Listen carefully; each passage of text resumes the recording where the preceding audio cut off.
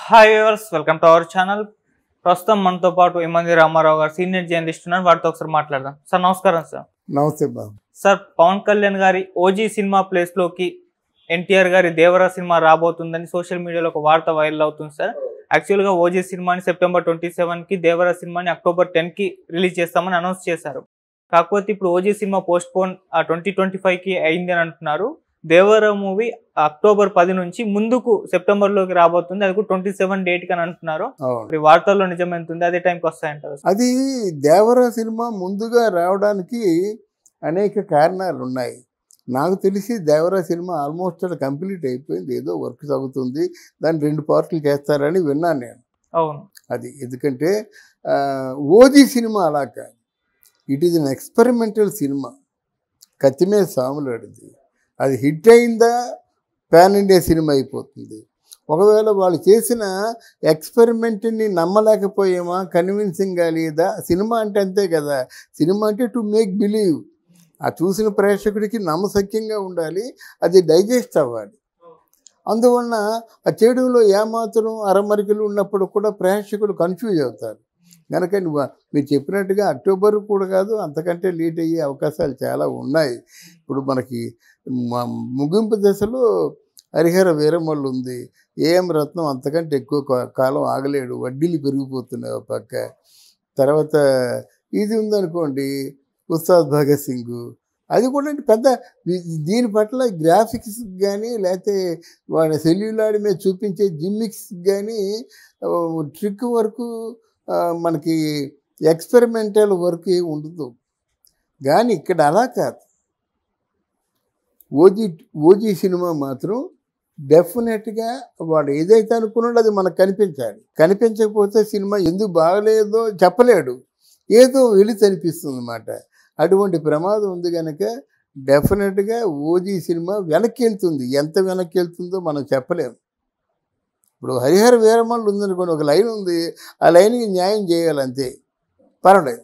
అలాగే ఉస్తాద్ భగత్ సింగ్ ఉంది, లైన్ ఉంది, ఏదో ఫైట్ సన్నివేశాలు ఏమున్నట్టయితే యాక్షన్ సన్నివేశాలు కొంచెం టైం పడుతుంది. కానీ మామూలుగా ఆ సినిమాలో మీకు ఇక్కడ షార్ట్ బై షార్ట్ చూసుకునే అంశాలు రావు డెఫినెట్గా. అందులో సుజిత్ మొన్న ఇంటర్వ్యూలో చెప్పిన ప్రకారంగా చేయాలంటే నాకు ఇట్ టేక్స్ అట్లీస్ట్ రాజమౌళి సినిమాలో అవుద్దన్నమాట.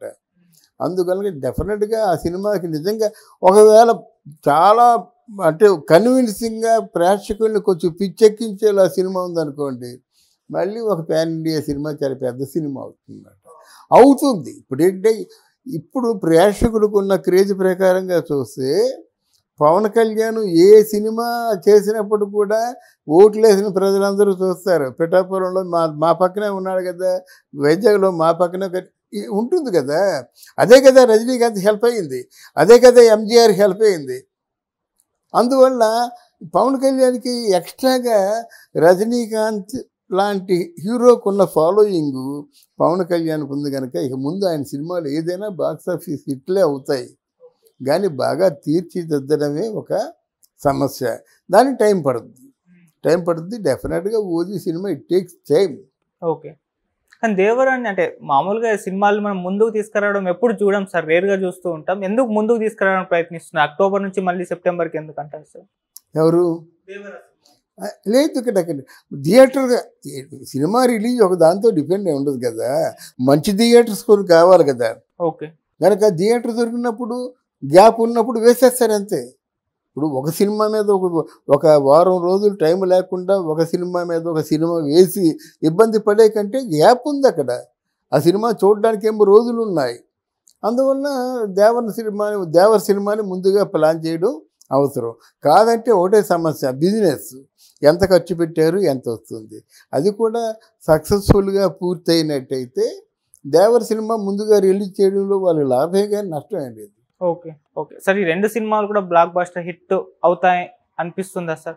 ఏదమ్మా 2 సినిమాలు కూడా అంటే ఇప్పుడు ఎక్స్పెక్టేషన్స్ ఆ సినిమాల పైన చాలా ఒక రేంజ్ లో ఉన్నాయి కదా, మరి 2 సినిమాల రిజల్ట్స్ కూడా బ్లాక్ బస్టర్ ఆ రేంజ్ లోనే ఉంటుందంటారా సార్? రెండో సినిమా ఓజీ సినిమా ఆయన బుర్రలో ఏముందో అది చూపించగలిగితే సూపర్ హిట్ అండి. అది కష్టం, కత్తిమేసి. అందుకే ఎక్స్పెరిమెంటల్ సినిమా ఏది తీసినప్పుడు కూడా మనం చెప్పలేము. సినిమా ఇది సుకుమార్ తీశారు కదా, నెంబర్ 1 నేనొక్కనే. అది ఎంత మంచి సినిమా. అవును. జనంలోకి వెళ్ళకపోతే నువ్వు ఎంత కష్టపడి చేసినప్పుడు కూడా జనంకి ఎందుకండి, మేము థియేటర్కి వచ్చాము మాకేదో అద్భుతంలాగా అనిపించినట్టు అది మంచి సినిమా. సో చూడండి ఊరికే తలనొప్పి వచ్చేసిందండి. అంటే అది నువ్వు నమ్మినా నమ్మకపోయినా చెడ్డ సినిమా అన్నమాట. ప్రేక్షకుల్ని రంజింపజేసేదే మంచి సినిమా. దానికోసం వాళ్ళు ప్రయత్నాలు చేయాలి. అట్లాంటి కథావస్తువులు తీసుకోకూడదు. ఏగా సినిమా తీశాడంటే రాజమౌళి ఎంత రిస్క్ అండి. ఒక ఏగని హీరోగా పెట్టి సినిమా తీశాడు. ఎంత కన్విన్సింగ్గా చేశాడు అంటే ఈ 4 వర్గాల ప్రజలు ఉంటారు కదా, ఇంకో 5వ వర్గం ఉంది. అంటే కొంచెం అప్పుడప్పుడే మాటలు నేర్చుకుంటున్న పిల్లలు, అడుగులేస్తున్న పిల్లలు, ఈ చిన్న చిన్న బుజ్జి అడుగులేస్తున్న పిల్లలకి ఆ ఏక సినిమా బ్రహ్మాండంగా నచ్చేసింది. అవును. అర్థమైందా? వాళ్ళు టార్గెట్ చేయలేదు కానీ పిల్లలు టార్గెట్ చేశారు. అలాగుండాలి డైరెక్షను. అలాగుంటే డెఫినెట్గా super hit. Pawan Kalyan, Chandrababu Naidu trump కార్డులు అయ్యారు. చివరి దశలో ఆల్మోస్ట్ కూటమిలో ఉన్న పుణ్యానికి మోదీని గట్టెక్కించేటువంటి అవకాశం వాళ్ళకి కలిగింది. ఇవన్నీ వాళ్ళ అన్నయ్య ఫేసులో కనిపిస్తాయి మనం చదవగలిగితే. అలాంటి వ్యక్తి రజనీ పక్కన సమూజీలు, అక్కడ సూపర్ స్టార్ అయినా ఇక్కడ మెగాస్టార్ అయినా ఆ వేది మీద గౌరవించడమే చాలా గొప్ప. అటువంటిది మోదీని తీసుకొచ్చి చిన్నపిల్లలాగా పవన్ కళ్యాణ్ తీసుకొచ్చి చిరంజీవిని కావలించుకొని, చిరంజీవిని తర్వాత ఏంటంటే గట్టిగా పట్టుకొని నిన్ను మించిపోయే నీ తమ్ముడు అని చెప్పినప్పుడు ఏ తండ్రికైనా జలజల కన్నీరు కారిపోతుంది.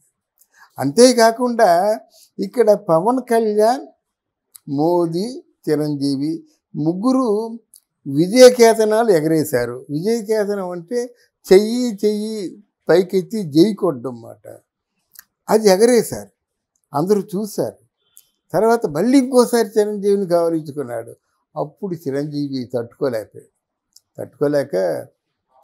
గుండె పగిలేలాగా పాప ఆ ముఖంలో ఇంత గంభీరంగా ఉన్న చిరంజీవిని, అంటే చిన్నప్పుడు చిరంజీవి గారి చేతుల్లో పెరిగినటువంటి పవన్ కళ్యాణ్ వీడైనా ఎంత పెద్దోడు అయ్యాడు.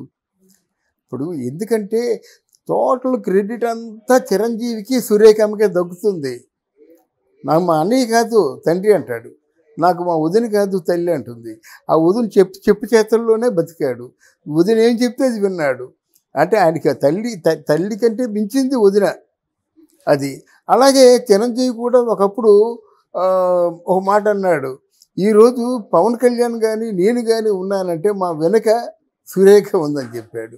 ఇవన్నీ వాళ్ళు చెప్పుకున్న మాటలే మనం కూర్చి చెప్తున్నమాట.